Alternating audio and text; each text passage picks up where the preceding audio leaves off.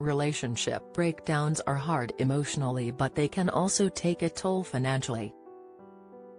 Sorting out and severing joint finances can be time-consuming and upsetting.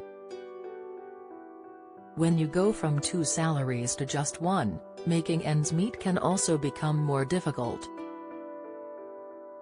And if there is already debt, then there is the question of who is responsible for paying it off. If one person has moved out and left behind a property with rent arrears, can the person staying in the home ask them to help pay them off? That's exactly what this person wanted to know. They said, "My partner and I recently decided to separate. We live in rented accommodation and have decided that I'll be staying in the home and he will move out. Our rent is overdue because of a reduction in working hours. Am I within my rights to request that he pays half of the overdue rent?" Advice Direct Scotland replied, "Relationship breakdowns are stressful in many ways, including financially. Although it can be difficult, it is important to get your financial and practical affairs in order as soon as possible to avoid any complications further down the line."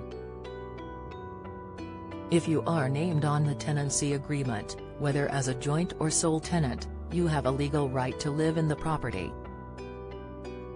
The same is true for you and your partner if you are joint tenants and are both named on the agreement.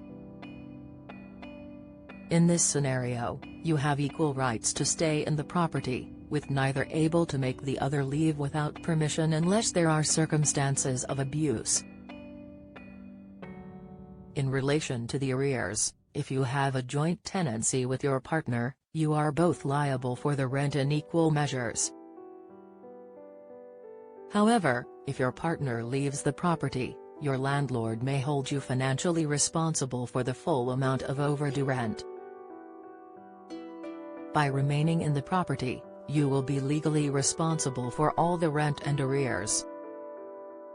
It may be possible for you to pursue your ex-partner for payment separately, including initiating legal action against them through the sheriff court.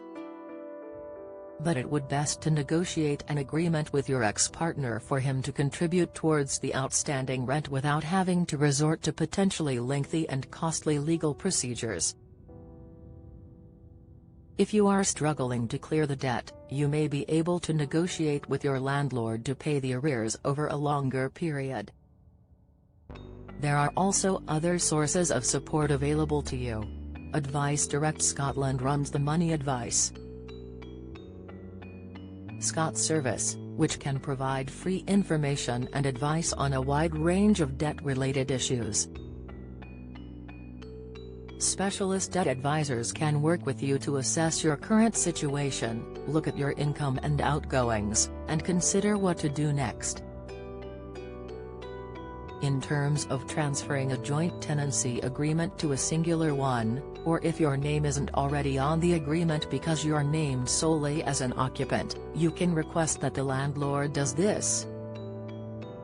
It is important to note that they are under no obligation to do this, so you should check the tenancy agreement beforehand.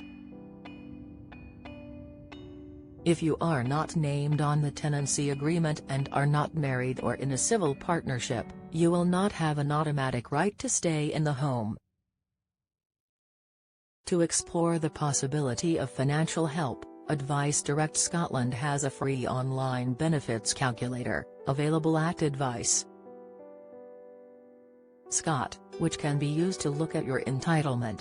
This includes checking your entitlement to housing benefit and universal credit, as well as the discretionary housing payment, which is money you can apply for if these benefits do not cover all your housing costs.